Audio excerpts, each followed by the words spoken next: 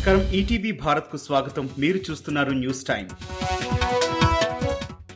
Neat scam పై రంగంలోకి CBI FIR నమోదు చేసిన దర్యాప్తు సంస్థ. నీట్ ప్రశ్నాపత్రం లీక్ అయినట్లు దేశవ్యాప్తంగా ఆరోపణలు. మంత్రివర్గ విస్తరణపై సీఎం రేవంత్ రెడ్డి కసరత్తు. జూలై 2న ఉండే అవకాశం ఉందంటున్న కాంగ్రెస్ వర్గాలు. కొత్తగా మరో 6గురికి కేబినెట్లో చోటు దక్కే అవకాశం. మేనల్లుడిని పార్టీ వారసుడిగా ప్రకటించిన మాయావతి. బీఎస్పీ జాతీయ సమన్వయకర్తగా ఆకాష్ ఆనంద్.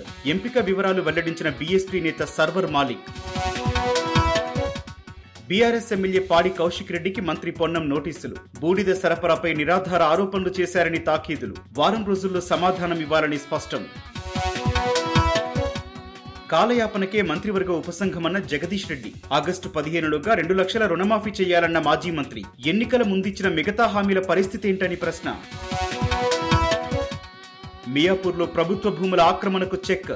ఉద్రిక్తతల దృష్ట్యా వారం పాటు 144 సెక్షన్ అమలు. సర్కారు భూములపై తప్పుడు ప్రచారం చేసిన వారిపై కేసులు. అమెరికాలో మరో తెలుగు వ్యక్తి దారుణ హత్య. ఓ సూపర్ మార్కెట్లో కాల్చి చంపిన దుండగుడు. మృతుడు ఏపీకి చెందిన బాపట్ల వాసిగా గుర్తింపు. అసోంలో వరద ఉధృతితో తీవ్ర ఇబ్బందుల్లో ప్రజలు. 968 గ్రామాలు నీట మునక. 1,00,000కు పైగా నిరాశ్రయులు. 134 పునరావాస శిబిరాలు ఏర్పాటు చేసిన రాష్ట్ర ప్రభుత్వం. కల్కి సినిమా టికెట్ ధరల పెంపునకు తెలంగాణ సర్కారు గ్రీన్ సిగ్నల్. వారం రోజుల పాటు 5 షోలకు ప్రభుత్వం అనుమతి. సాధారణ థియేటర్లో 70, మల్టీప్లెక్స్ లో 100 వరకు పెంపు.